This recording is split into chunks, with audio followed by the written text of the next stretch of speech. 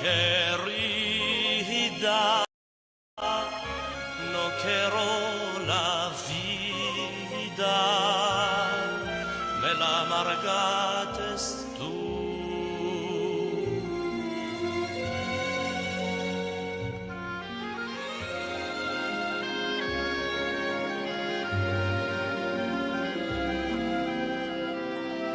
Va busca otro amor, ajarga otras puertas, espera otro ardor, que para mí sos muerta. Espera otro ardor, que para mí sos muerta.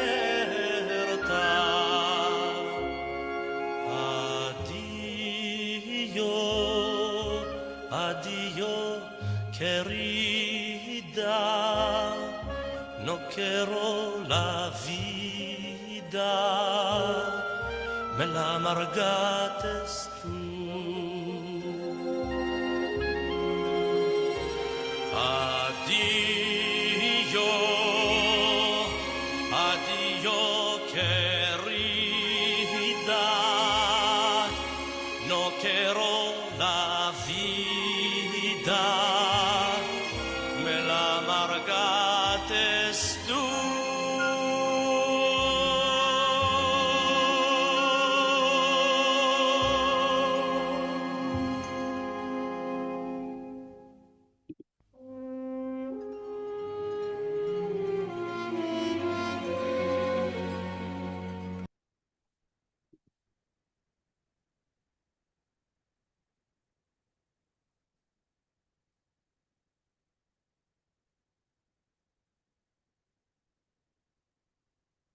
My name is Rabbi Benji Owen. I'm head of school of Seattle Hebrew Academy, and I am honored to have been asked to serve as facilitator for today's program. And it is my pleasure and honor to welcome you to the 2026 International Rhodes Coast Holocaust Memorial Program.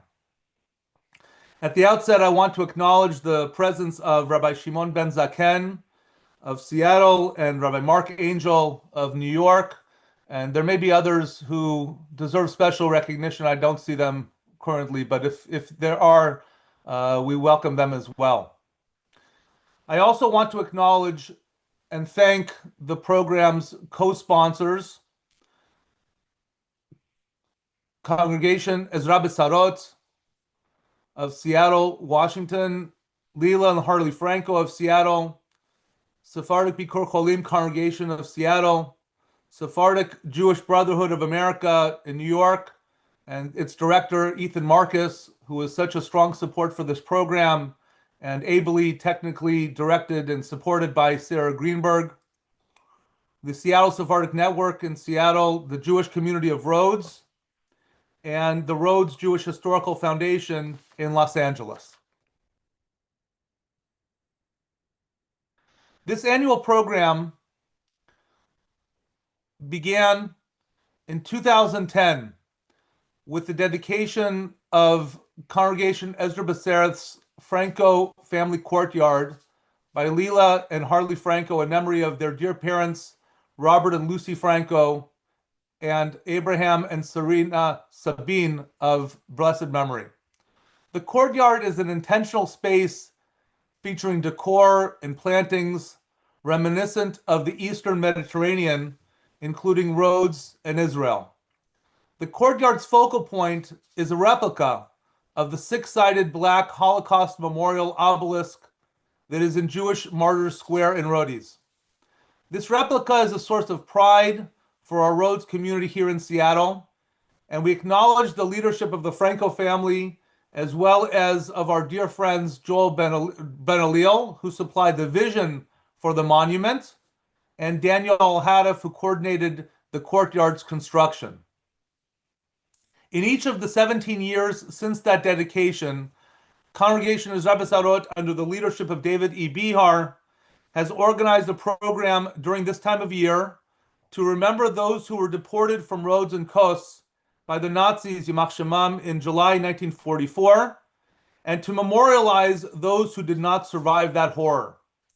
Each of these programs has featured a hashkava, a memorial prayer, and have typically included a spoken program in the form of a lecture, derasha, or reminiscence. One of the incredible outgrowths of this annual program has been the bolstering of international connections and relationships between people with a shared interest in Rhodes and Kos. The Rhodes community held their memorial program a few hours ago, and some members of that community may be on this Zoom. Kalosorisma, welcome. Hope I said that right. I will now read a letter from Claudia Restas, President of the Jewish Community of Rhodes, on the occasion of today's program. Dear friends, on behalf of the Jewish Community of Rhodes, I send you our warm greetings as you gather for this sacred evening of remembrance. Although we are separated by oceans, we are united by memory, heritage, and friendship. The bond between the Jewish Community of Rhodes and the Sephardic Community of Seattle has been built over many years through our shared commitment to preserving the history and traditions of the Jews of Rhodes. Tonight, we remember the deportation of July 1944 and honor the men, women, and children whose lives were so cruelly taken. May their memory always be a blessing. We also remember that the story of Rhodes did not end there. Families from our island made their way to Seattle, carrying with them the Ladino language, the melodies of our synagogues, our customs, and our values. Through your congregation and your families, the spirit of Rhodes has continued to live and flourish. We are all custodians of a precious inheritance with the responsibility to pass it on to future generations. May the bond between our communities continue to grow stronger, and may the resilience and unity of our people always inspire us. Thank you, the President of the Jewish Community Rhodes, Claudia Restas. For as long as I can remember, I have felt deep nostalgia for Rhodes, a longing for a time that is in the memory of our people and centered in a place that is still extant. I am the great-grandchild on my mother's side of Chacham David Bachar and Leah Sharchon of Beirut and Rhodes, respectively, and on my father's side, Reuven and Signoru Franco of Rhodes.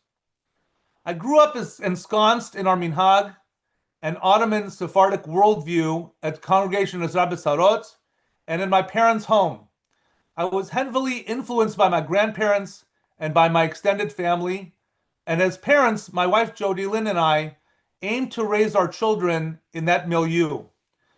My family visited Rhodes for the first time in March of 2013. We were going to Eretz Israel, to Israel, for Pesach, and we planned to spend the previous Friday, Shabbat, and Sunday in Rhodes. Needless to say, it was an important visit, and we all felt the intensity of our opportunity to visit that special place. From Seattle to Rhodes, we changed planes in Frankfurt, Germany. And frankly, the trip to Germany was a little bit pregnant with emotion as well. We got there in the morning, we arrived in the morning, and there's a synagogue, there's a small chapel in the airport where I sought out to pray Shachrit that morning. And in that chapel, there's a guest book. When you walk into the small chapel, there's a guest book. And I was inspired to write some words in that guest book. And I remember what I wrote. Traveling from the present, stopping over in the past, and arriving in the future. What I meant by this was that we, my family and I, are living in the present in America, and that this is a center of Jewish life. We were stopping over in a historically important place, particularly important to us and to our community. And we were going to the future of the Jewish people, to our destiny, to Eretz Israel. My relationship with Rhodes has evolved significantly since that time of that first visit, and since then, I have been on a quest to use nostalgia and loss as a catalyst for meaning and growth. In the years since my first trip, I have researched the rich Torah tradition centered in Rhodes that began in the 16th century and continued until 1944. It began even before that, but that's the limit of my research. I have identified over 50 rabbis who published more than 50 books that I now have PDFs of, and that we now have copies in our Ezra B'Sara library. And I want to acknowledge Rabbi Angel, whose work I relied on tremendously for that research. It's not enough to know that this tradition exists and that it was lost. I feel compelled to make this tradition meaningful to us in the 21st century.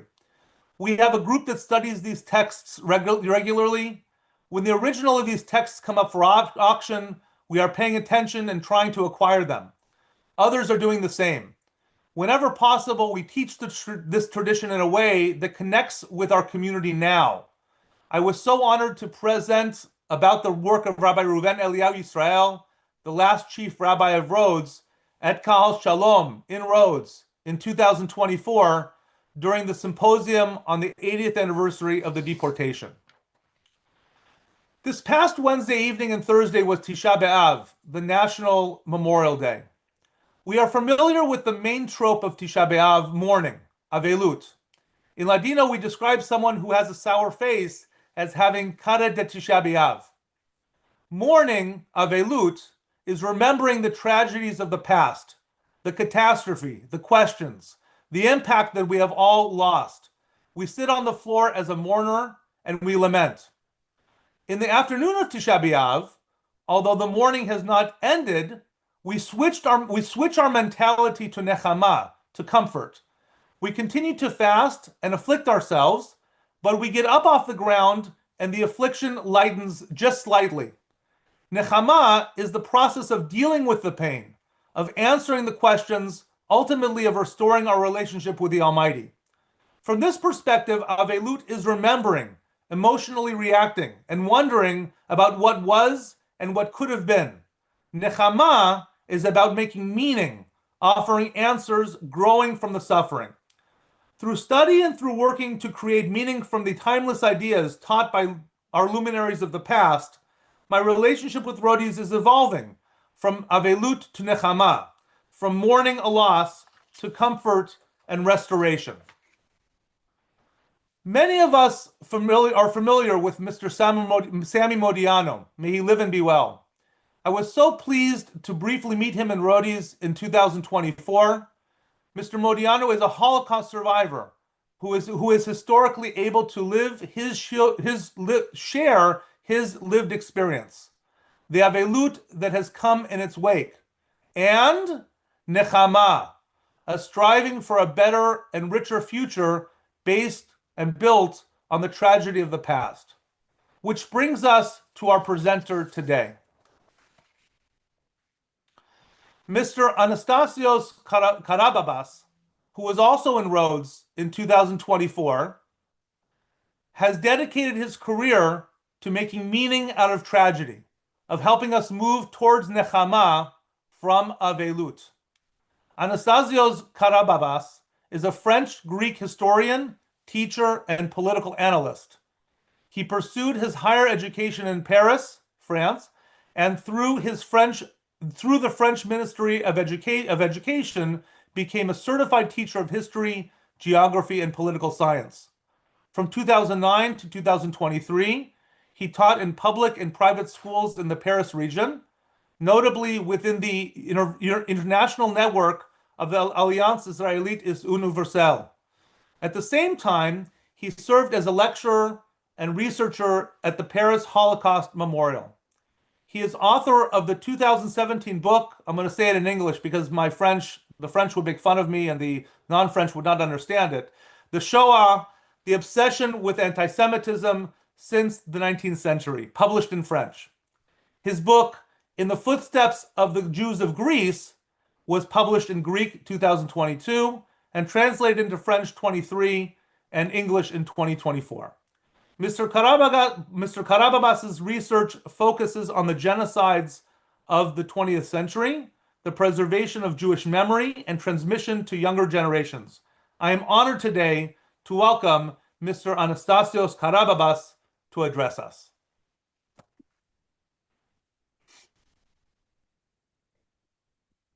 Thank you so much. I'm very happy to be here with you.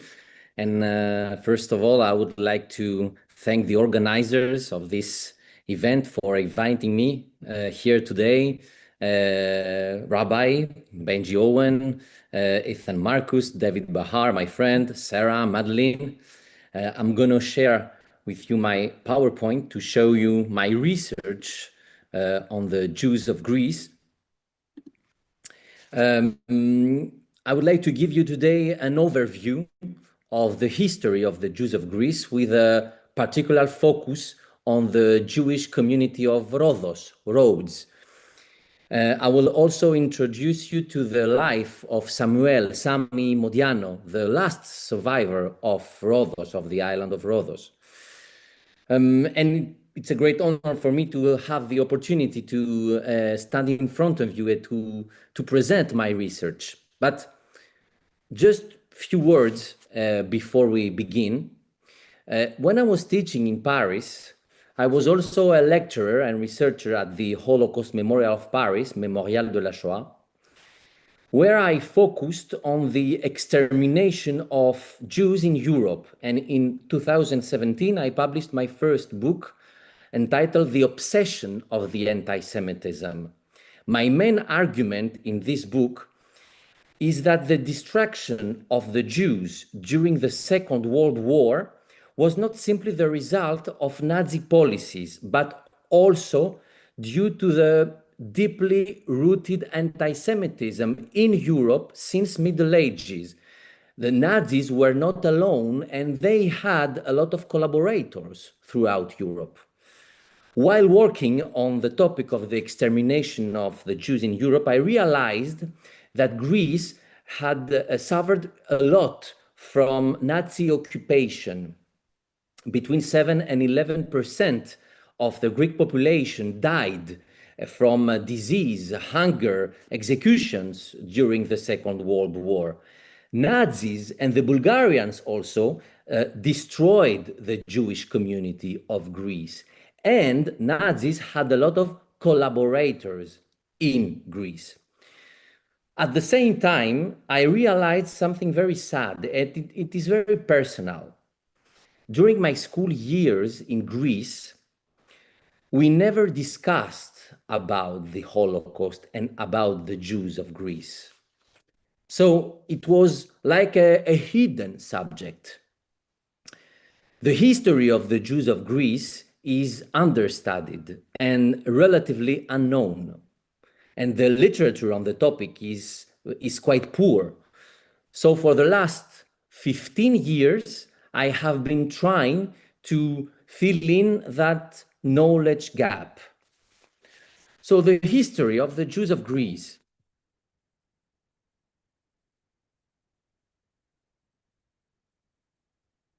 As the oldest Jewish community in Europe, the Jews of Greece have a long history and have played an integral role in the Greek world since antiquity.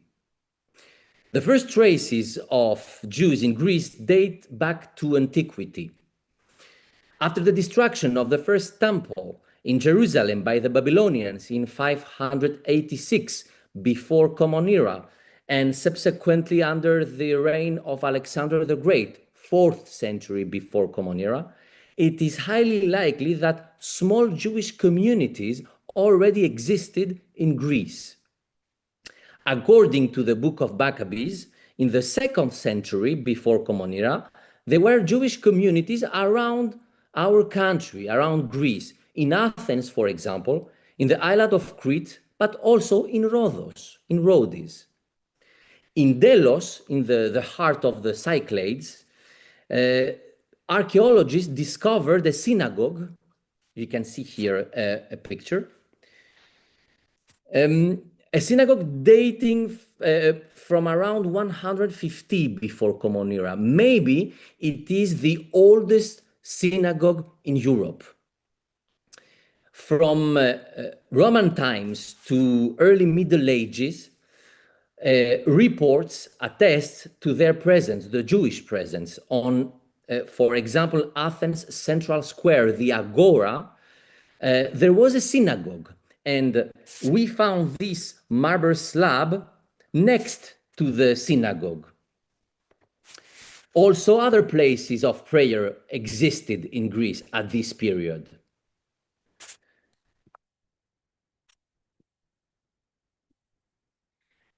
Since Byzantine times, the ancient Jews of Greece have been called Romaniots. The Greek-speaking Christians who lived in the Byzantine Empire were called Romii. Romios is the Christian. Romaniot is the Jew of the Byzantine Empire. Romios, it means Greek. Romaniots, it means the Hellenized Jews. Romaniot customs melded Greek and Jewish elements. The Romaniot spoke a Greek dialect known as Romaniot or Yevanic, the Judeo-Greek, and chanting prayers in Greek, as Romaniot Jews still do today, influenced by Byzantine rhythms.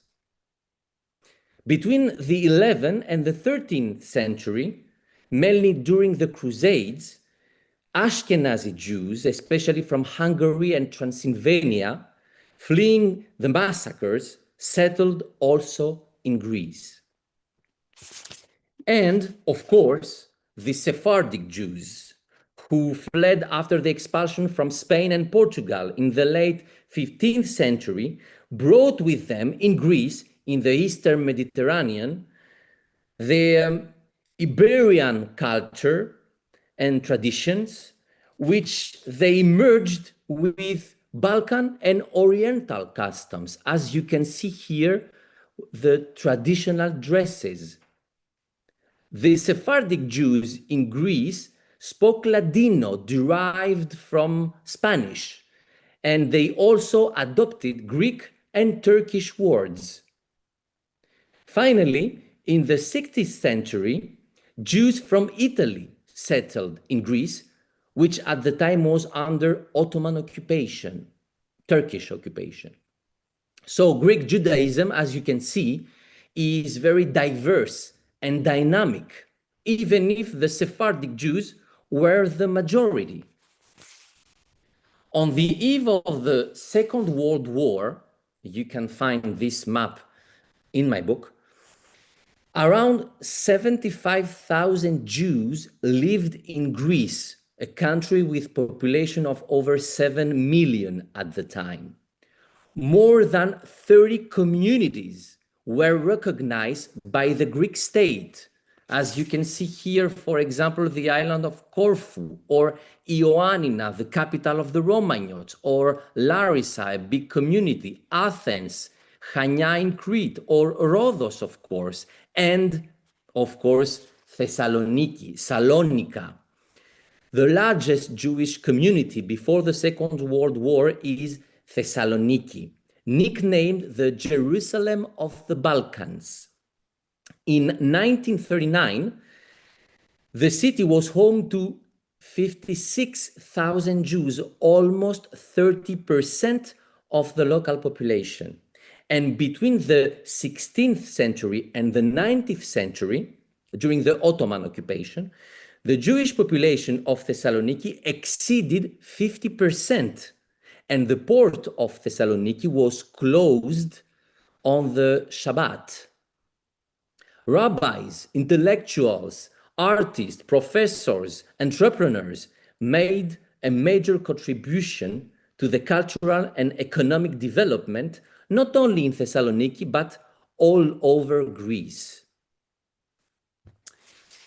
Between 1941 and 1943, Greece experienced a triple occupation during the Second World War. By the Germans, here in Thessaloniki, by the Bulgarians, here in the north, and by the Italians. So between 1941 and 1943, the Nazis and the Bulgarians implemented the final solution. It means the total extermination of the Jews.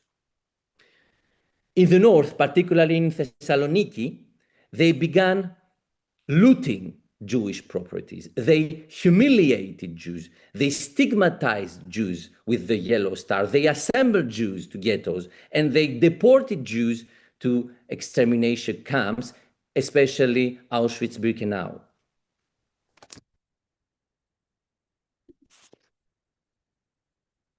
For example, of this humiliation, Black Saturday, Black Shabbat, Jewish men assembled by the Germans on Eleftheria Square. It's a big square in the center of Thessaloniki. 11 July, the heat was unbearable. It was an opportunity to humiliate the Jews publicly. 7,000 men.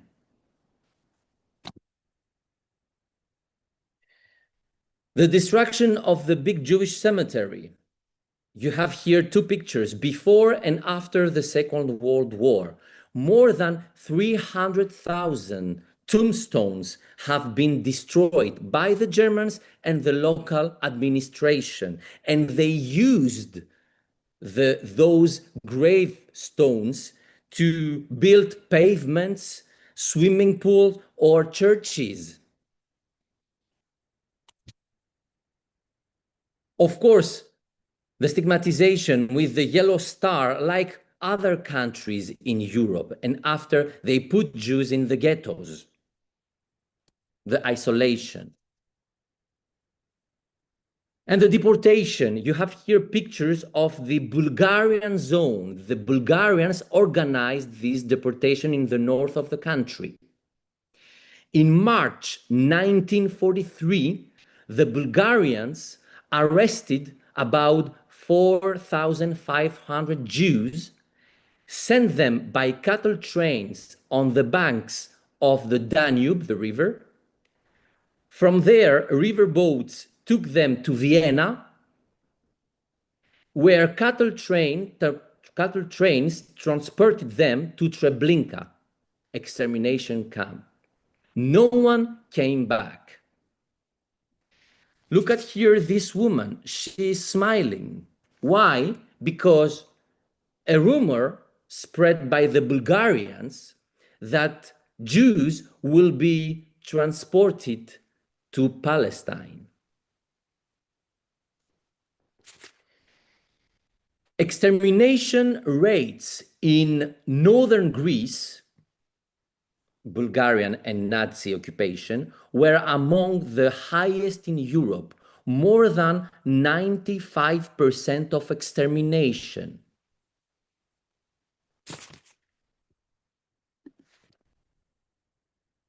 The Italian occupation here. The Italians did not organize any deportations and sometimes even saved Jews. But from September 1943, the Nazis took over the Italian zone and deported Jews en masse, included Corfu, Crete, Athens, Larissa, Volos, and of course, Rhodes and Kos.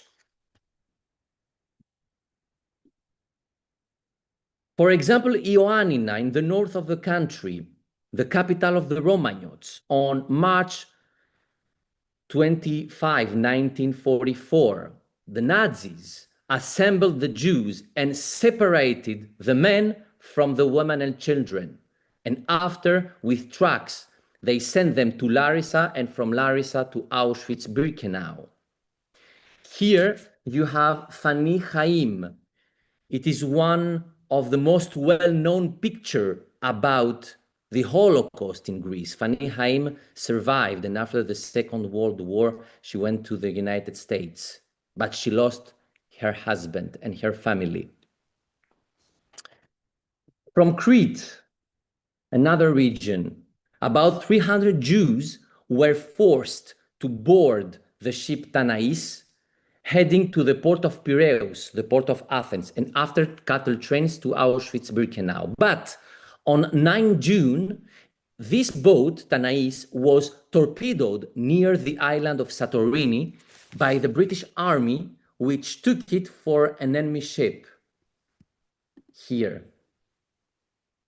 So it means that the Jewish history of Crete lost in the depths of the Aegean Sea.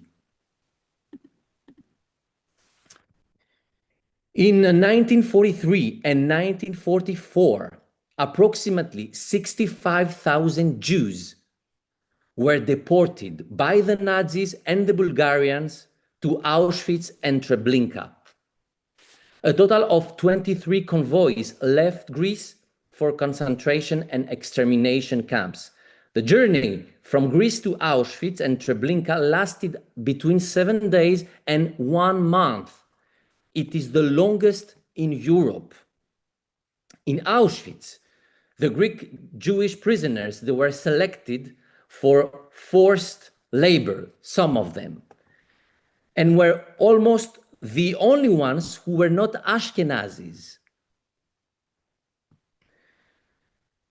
The Greek also Jewish prisoners played a key role in an uprising at Crematorium 4 in Birkenau on October 7, 1944. Almost 90% of Greece's Jewish community disappeared, one of the highest percentages in Europe. After the Second World War, 2,000 survivors returned from the camps, and 8,000 people in hiding during the Second World War tried to rebuild their lives in Greece, but it was impossible. Of the 10,000 Greek Jews in 1945, 50% of them chose to leave because of the great political and economic instability in Greece and because of course, the anti-Semitism in Greece. A lot of them went to Israel and the United States. Three cases of survivors I met from different towns or islands, among others. Rina Revach, she was deported not in Auschwitz, but in Bergen-Belsen concentration camp in Germany. Why? Because she had the Spanish citizenship. There was an agreement between Franco and Hitler. Jews with Spanish nationality were to be deported in Bergen-Belsen because the living conditions in Bergen-Belsen were better than Auschwitz. So she survived. Mimika Samuelidou. Mimika, she was hidden during the Second World War in Athens. She changed flat 14 times to avoid deportation. She survived, of course, but she lost all her family from Ceres under the Bulgarian occupation in the north. And of course, Samuel Modiano from Rhodes, Sami Modiano. A big story. I met Samuel Modiano a few years ago in Rhodes during a commemoration of the deportation of the Jews from the island. I had given a speech at the synagogue, and I was lucky enough to speak with him. He was smiling, protective, attentive. A few months later, I went to Rome because he lives in Rome, in Italy, to meet him. And we spent a whole day together. I think that I will never forget this day. We laughed together, we cried together a lot, and embraced one another. To me, Samuel, is like a grandfather. He's kind, he's sensitive, and very caring. Samuel was deported to Auschwitz at the age of 14. The Jews of Rhodes left the island on July 23, 1944, and arrived at the death camp of Auschwitz on August 16, almost a month later. It was the last and the longest deportation route in Europe. In Auschwitz, Sami lost his entire family, but he had made a promise to his father to survive. He endured the worst horrors. He weighed only 24 kilos when the camp was liberated. At the age of 15 years old, in 1945, he found himself alone and had to rebuild his life with nothing and with the ghosts of the past. He didn't speak for 60 years, but starting in 2005, he understood that he has a mission. What is this mission? To pass on his story to the younger generation. I would like now to show you two short videos from the documentary Samuel Modiano, The Mission from Rhodes to Auschwitz. If you want to watch the complete documentary, it is available on YouTube. Two short videos.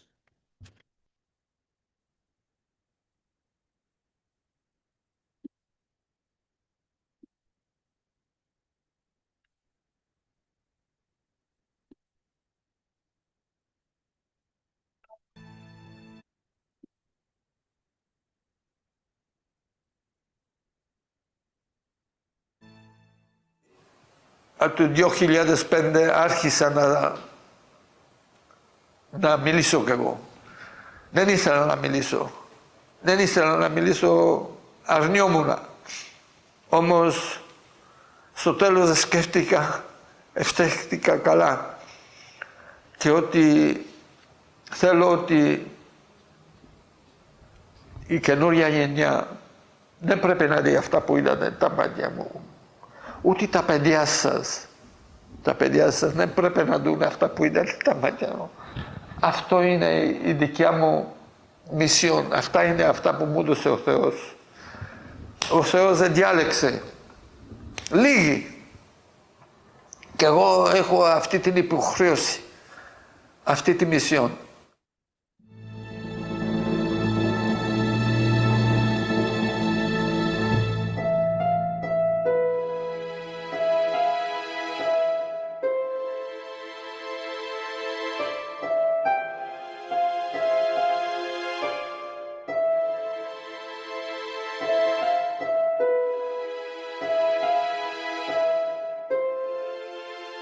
And the second video.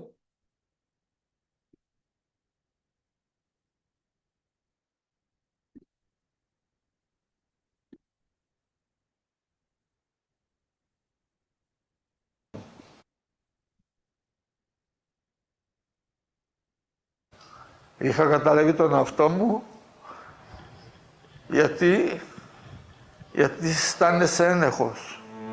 Ti senti un privilegiato. Αναρωτιέσαι. Γιατί δύσκολο να το καταλάβετε. Μπορούσα να πεθάνω κι εγώ όπως δεν κατάλαβα πεθάνανε άλλοι. Γιατί ο Θεός μου έδωσε τη ζωή. Και αυτό το γιατί έλεγε ρε ο Σάμι, έφυσες όλους από την άλλη πλευρά και εσύ βρίσκεσαι από εδώ. Αυτό είναι ένα πόνο που δεν μπορείτε να το φανταστείτε. Από εκείνη τη στιγμή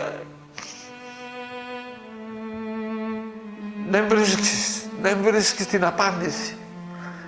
Και αυτό είναι κάτι που δεν μπορείτε να το καταλάβετε ποτέ, δεν θα το καταλάβετε ποτέ. Αυτά που ήταν τα μάτια μου. Εγώ δεν ήμουν ένα άντρα, εγώ ήμουν ένα παιδί. Αυτά που ήταν, δεν υπάρχει ένα σφουγγάρι που μπορεί να σβήσεις όλα αυτά. Αυτά μένουν. Αυτά μένουν. Το πόνο του πατέρα μου, το πόνο της αδερφή μου, στο πόνο που σκοτώνανε. Εκείνοι σκοτώνανε μόνο Εβραίους, σκοτώνανε όλους. Όλοι αυτοί που ήταν εναντίον την πολιτική τους, ομοσεξουέλ, αντικαπάτη, πολίτικοι, Ρώμ, όλοι αυτοί τους είδα να τους σκοτώσουν. Αυτοί δεν έχουν την οβίλια τους. Ο Σαμιμονιάνο βγήκε έξω, ζωντανός. Πρέπει να μιλήσει και αυτούς. 5 εκατομμύρια, 6 εκατομμύρια Εβραίοι και 5 εκατομμύρια. Και αυτοί ήταν άνθρωποι του Θεού. Τους δεν σκοτώσανε. Γιατί τους δεν σκοτώσανε? Μπορείς να σκοτώσεις εσύ έναν άνθρωπο γιατί είναι ομοσεξουέλ? Τι σχέση έχει αυτό? Είναι ένα άνθρωπο του Θεού. Πρέπει να ζήσει. Ένας γιατί βγήκε γεννημένο με ένα πόδι. Πρέπει να μου το σκοτώσεις αυτό το παιδί. Και ένα άλλο, και ένα άλλο, και ένα άλλο. Εγώ έχω το δικαίωμα να μιλήσω αυτό. Ο Θεός μου έδωσε τη ζωή. Γιατί μην την έδωσε? Ήβρα την απάντηση. Ναι, ήβρα την απάντηση. Γιατί εγώ? Γιατί εγώ? Τα ήβρα πολύ αργά, όμως την ήβρα. Και τη μισιόν αυτή την κάνω με βολοντέρ. Εγώ το κάνω γιατί θέλω να το κάνω για τα παιδιά.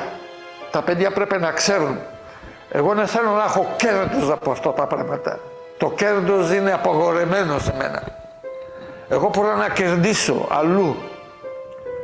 Όμως αυτά που κάνω τα κάνω για να μείνουν στα παιδιά δίχως κανένα κέρδος. Αν ο πατέρας μου ξέρει ότι εγώ έχω ένα κέρδος σε αυτή τη συζήτηση, είναι χαρά μου.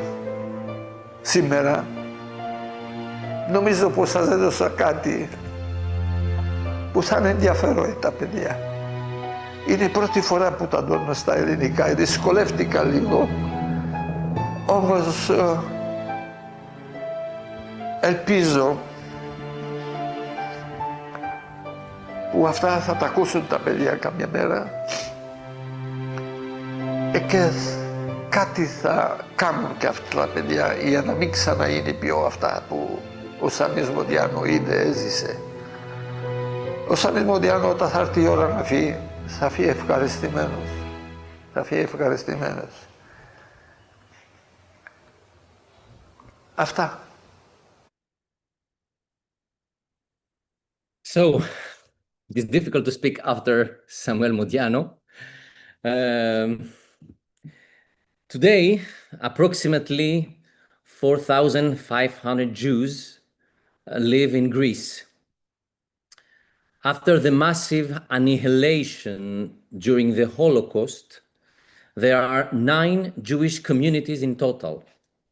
The largest is Athens, 2,500 people. You have here the memorial of the Greek Jews of the Holocaust here in Athens, a broken up marble Star of David. The second community is Thessaloniki, 1,000 people, the memorial on Eleftheria Square where they assembled men in 1942. And here the monument dedicated to the destruction of the old Jewish cemetery. You have also the community of Larissa, of Volos, of Halkida, of Ioannina, Trikala, Corfu, and of course, the community of Rhodes. Some pictures here of the synagogues in Greece, in Athens, in Chania, Crete, in Corfu, in Ioannina, the capital of the Romagnots, in Halkida, in Thessaloniki, and of course, in Rhodes. 2 words about the magnificent and historic Jewish community of Rhodes.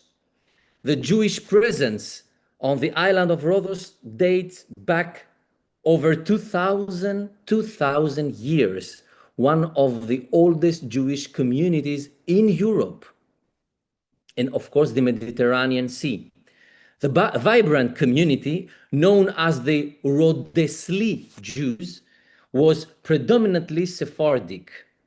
Under the Ottoman Empire, between the 15th and the 19th century, approximately, the Jews of Rhodes thrived. The Juderia, the Jewish quarter of Rhodes' medieval city, became a cultural and religious hub, home to synagogues, yeshivot, and of course, a rich communal life.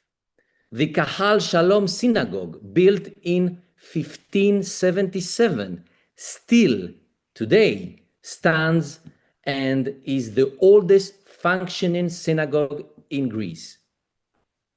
The 20th century brought upheaval. Following the Italian occupation in 1912, the Jewish community faced increasing restrictions, especially under the Mussolini's racial laws in the late of 1930s. Yet it was under German occupation in 1944, as we saw, that the community suffered its most devastating blow. In July of that year, 1944, over 1,600 Jews were deported to Auschwitz. Only about 150 survived. Today, the Jewish community of Rhodes exists more as a diasporic memory, with descendants in Israel, the United States, South America, and South Africa. Approximately 20 Jews live in the city today. And the community survives largely thanks to private funding, most notably from the Orestes family. Efforts to preserve this heritage continue today. Of course, the Jewish Museum of Rhodes, thanks to Carmen Cohen, serves as a testament to this remarkable and also, unfortunately, tragic history. The story of the Rhodes Jews is a microcosm of the wider Sephardic experience, one of resilience, cultural richness, and tragic loss. Remembering it is not just a matter of historical justice, but a duty in the face of rising anti-Semitism and historical amnesia. To conclude, the history of the Jews of Greece is extremely rich and long one, about 2,500 years of history. Unfortunately, today, this history remains little known and understudied, both in Greece and abroad. This is why the history of the Jews of Greece needs to be passed on. As a person, as a teacher, as a professor, as a researcher, I know very well that passing on knowledge is fundamental. And today, we have the anti-Semitism, a persistent problem, a big problem in Greece, in Europe, in the United States, all around the world. Unfortunately, we have to fight against this anti-Semitism. And we will fight against this anti-Semitism with knowledge. This is my point of view. And it is important for me to conclude with a sentence. The survivor and writer Elie Wiesel from Romania once said, "Those who don't know their history expose themselves to its repetition. To forget the dead is to kill them a second time." Thank you so much for listening to me.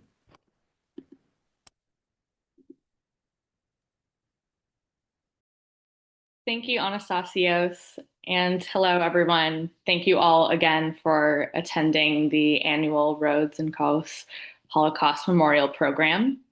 My name is Madeline Tarika Rohr, and I am the granddaughter of Stella and Morris Tarika. My grandmother, Stella, was born in Rhodes and lived there until she was just 13 years old when she and her family were deported to Auschwitz. After spending nearly a year there, she was liberated and reunited with her uncle, brother, and sister in the Belgian Congo. Eventually, she immigrated to the United States and settled in Seattle's Seward Park neighborhood, where she met and married my grandfather, Morris. Together, they built a life and raised two daughters, my Aunt Phyllis and my mother, Jackie. As the granddaughter of a Holocaust survivor, it is especially meaningful to be here today as we honor the sacred memories of those who were murdered and recognize the resilience of those who survived.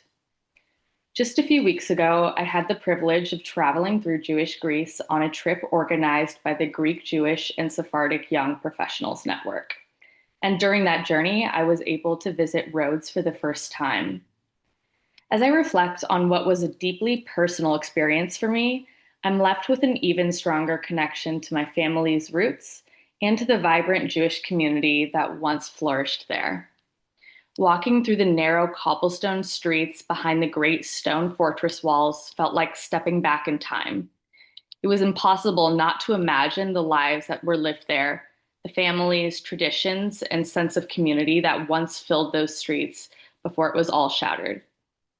The most moving moment for me personally was standing in front of my grandmother's home. Although the house still has damage from German bombings during the war, a tree had grown in the yard over the decades. And to me, that tree became a powerful symbol. It really reminded me that even after unimaginable destruction, life does have the capacity to endure. Our family, our traditions, and our stories have continued to grow because survivors like my grandmother chose hope over despair and built new lives despite everything they had lost. One of the photos here on the right shows me sitting on the steps of that home, as well as the leaves of that tree. After seeing her home, we then visited the synagogue and museum. There, completely unexpectedly, I came across a video recording of my grandmother sharing her Holocaust testimony. I had no idea it would be there, and standing in the very place where her story began and hearing her voice tell that story was incredibly moving for me. It felt as though she was welcoming me back to the place she once called home and reminding me that these stories are not just a part of the past. They're a living legacy that we have the responsibility to remember and carry forward. Being in Rhodes transformed the stories I had heard into something tangible. I was no longer just learning about my family's history. I was standing where it happened. It reinforced for me the importance of remembering not only how this community was destroyed, but also how richly it lived. As we gather here today, we carry that responsibility of preserving these stories and passing them on to future generations. Memory is one of the greatest acts of resistance against hatred and indifference. By remembering the Jews of Rhodes and Kos, we ensure that their lives and traditions are never forgotten. With that, I'd like to hand us over and introduce us to the Hashkavah.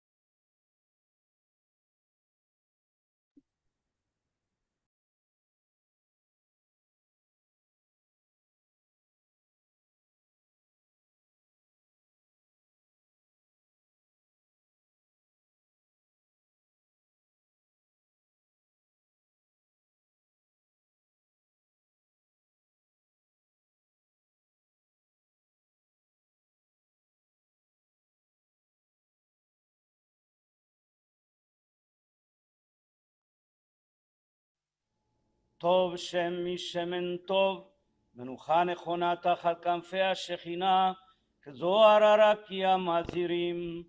אל מלא רחמים ומתמלא ברחמיו המרובים, על נפשות, רוחות ונשמות, במעלות קדושים וטורים וגיבורים, כזוהר הרקיע מזהירים, לנשמות אחינו הקדושים, הספרדים והרומניות, שנפלו חלק מששת מיליוני היהודים, חללי השואה במלחמת העולם השנייה באירופה, שנהרגו, שנשחטו, שנשרפו ושנספו על קידוש השם, בידי המרצחים הגרמנים הנאצים ועוזריהם משאר העמים יימח שמם.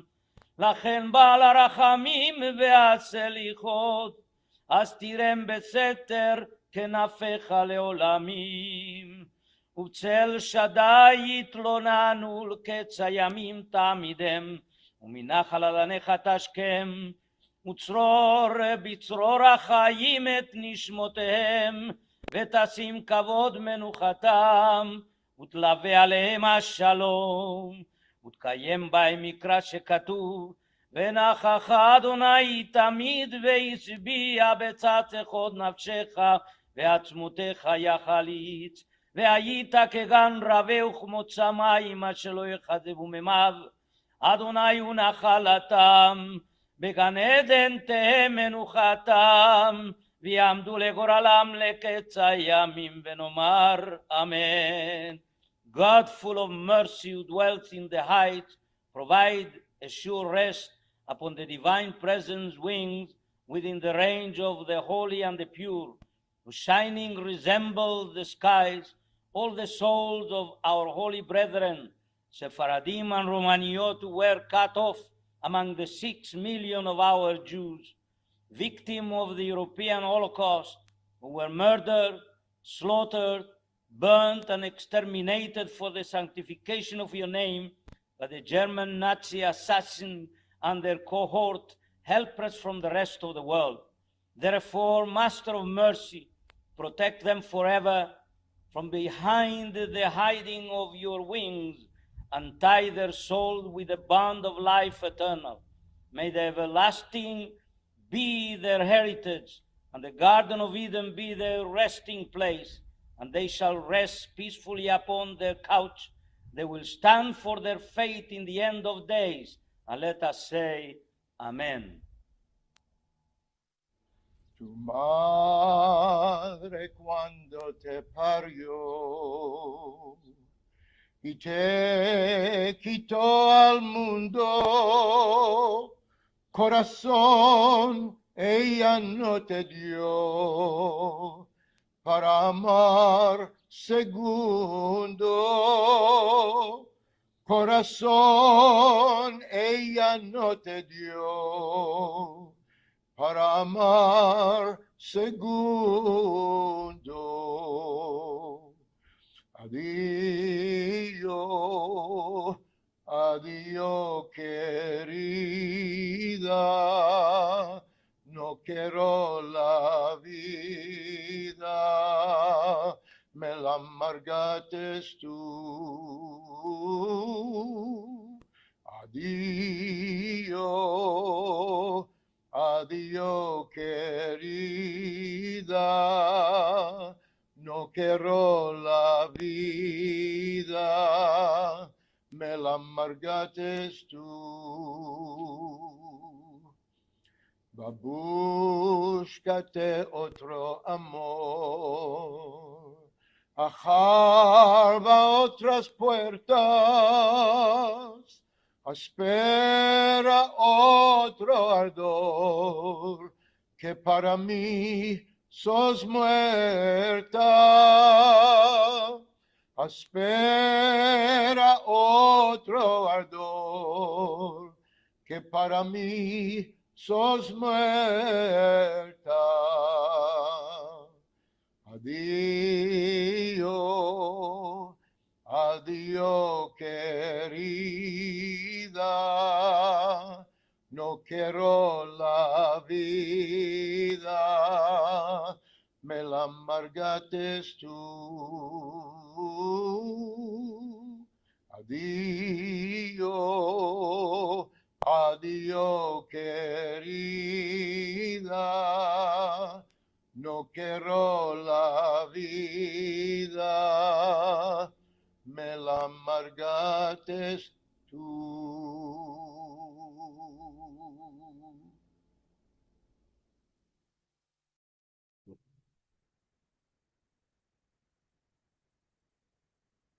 To conclude, I want to, first of all, I want to all of us wish a good health and ad me'ave esrim to Mr.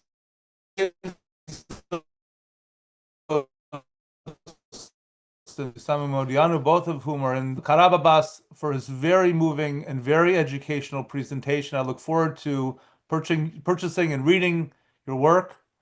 I want to thank Madeline Tarika Rohr for her reflections and her moving reflections upon her recent trip to Rhodes. I also want to acknowledge and thank the program's organizing committee, Arlana Angel, Joanne Angel, Jordan Bihar, Ethan Marcus, Madeline Tarika Rohr, and the chair and force behind the program today and for many years going back, David E. Bihar. I want to thank all of you for attending today's program. L'Shana Haba Yerushalayim, next year in Yerushalayim. Padre, quando te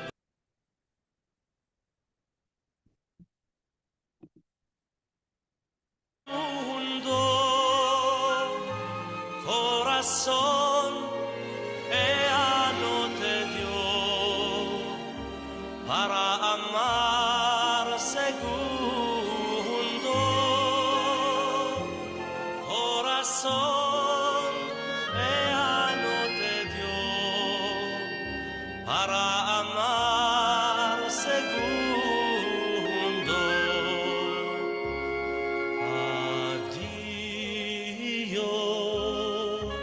Adiós, querida, no quiero la vida, me la amargaste